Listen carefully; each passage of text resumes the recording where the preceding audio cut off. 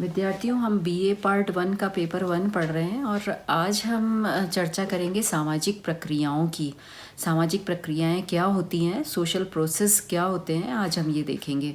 तो प्रत्येक समाज में व्यक्ति अपनी दैनिक आवश्यकताओं की पूर्ति के लिए दूसरे व्यक्तियों के संपर्क में आता है तथा समाज के नियमों के अनुसार ही व्यवहार करते हैं।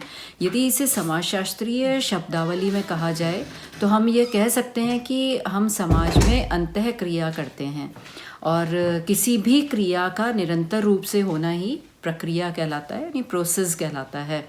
जैसे अंतःक्रिया के विभिन्न स्वरूपों को ही हम सामाजिक प्रक्रिया कह रहे हैं और इस प्रकार किसी भी अंतःक्रिया के स्वरूप सहयोग, संघर्ष, स्पर्धा, व्यवस्थापन आदि कुछ भी हो सकते हैं।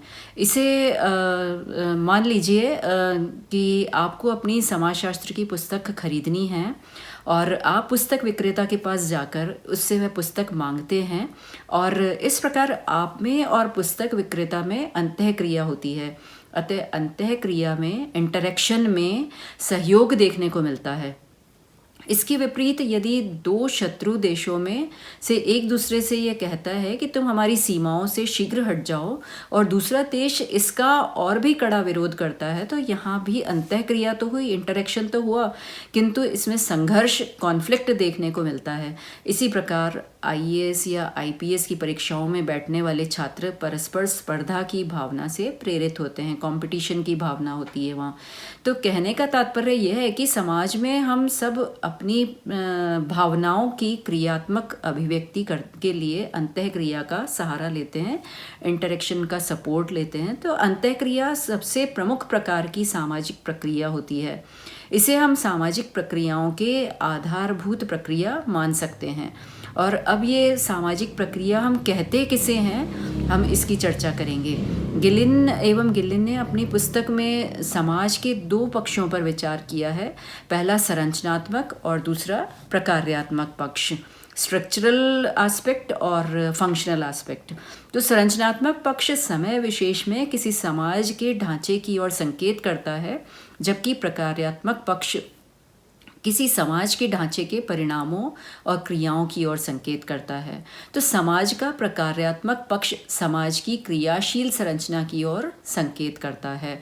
तो सामाजिक प्रक्रियाओं से हमारा तात्पर्य अंतःक्रिया करने के वे तरीके हैं जिन्हें हम व्यक्तियों व समूहों के बीच संबंधों के समय देखते हैं तथा जब प्रचलित जीवन विधियों के परिवर्तन में व्यवधान पहुंचाते हैं।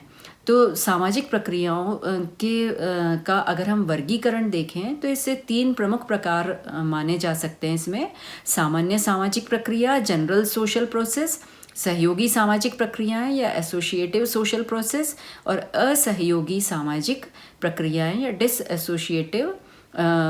Dissociative social process.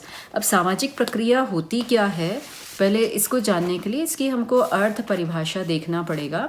तो सामाजिक प्रक्रिया हम कह सकते हैं अंतःक्रिया के विभिन्न स्वरूपों को ही सामाजिक प्रक्रिया कहा जा सकता है। सामाजिक प्रक्रिया गिलिन की अगर हम बात करें तो वो कहते हैं कि सामाजिक प्रक्रियाओं से तात्पर्य अंतःक्रिया करने के उन तरीकों से है जिन्हें हम सब देख सकते हैं जब व्यक्ति और समूह मिलते हैं और संबंधों की व्यवस्था करते हैं, अथवा जब परिवर्तन जीवन के प्रचलित तरीकों को अव्यवस्थित कर देते हैं। परिवर्तन जीवन के प्रचलित तरीकों को अव्यवस्थित कर देते हैं। या हम कह सकते हैं कि एक प्रक्रिया का अर्थ परिस्थिति में पहले से ही स्थित शक्तियों की क्रियाशीलता के माध्यम से एक निश्चित तरीके से होने वाले परिवर्तन होते हैं। तो इन परिभाषाओं के आधार पर यह निष्कर्ष निकलता है कि सामाजिक प्रक्रिया परस्पर संबंधित घटनाओं का एक क्रम है जो एक विशिष्ट परिवर्तन को जन्म देने के लिए उत्तरदायी होता है। तो सामाजिक प्रक्रियाओं के आवश्यक तत्व या विशेषताएं अगर हम देखें, एसेंशियल एलिमेंट्स और कैरेक्टरिस्टिक्स ऑफ सोशल प्रोसेस देखें, तो हम ये देखते हैं कि सामाजिक प्रक्रियाओं में घटनाओं का एक क्रम होता है।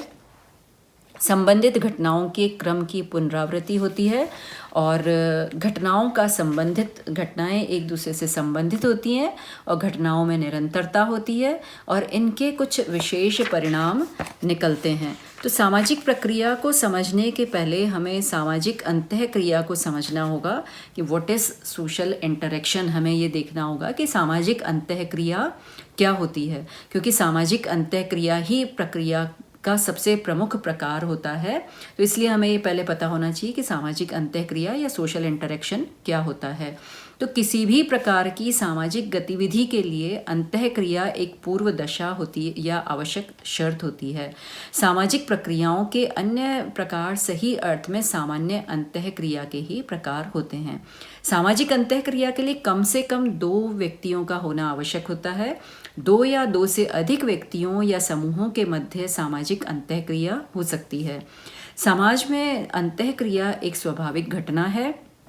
जब भी 2 परिचित व्यक्ति आपस में मिलते हैं तो वो एक दूसरे का अभिवादन करते हैं, तो यह अंतःक्रिया मानी जाएगी। अंतःक्रिया के अंतर्गत व्यक्ति की बात का दूसरे व्यक्ति जो अर्थ लगाकर उत्तर देता है उसे हम अंतःक्रिया कह रहे हैं। और अंतःक्रिया में 2 बातें महत्वपूर्ण होती हैं, एक तो उत्तेजना स्टिमुली और अनुक्रिया यानी रिस्पॉन्स। मान लीजिए आप अपने अध्यापक से पूछते हैं कि सर मैं क्या अंदर आ सकता हूँ, और वे कहते हैं यस प्लीज़ आइए। तो यहाँ आपका पूछना प्राध्यापक के लिए उत्तेजना उत्पन्न करना हुआ और उनका जो उत्तर है वो अनुक्रिया होगी। अतः प्रत्येक अंतःक्रिया में उत्तेजना और अनुक्रिया होना आवश्यक है, यानी स्टिमुली और रिस्पॉन्स आवश्यक है। केवल उत्तेजना ही अंतःक्रिया के लिए आवश्यक नहीं है।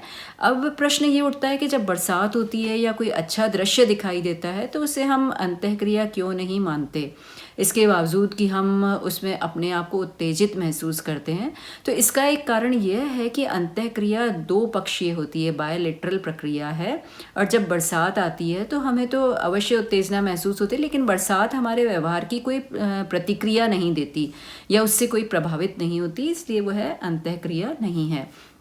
अब अंतःक्रिया के लिए कुछ तत्व आवश्यक होते हैं, उनकी हम चर्चा करेंगे।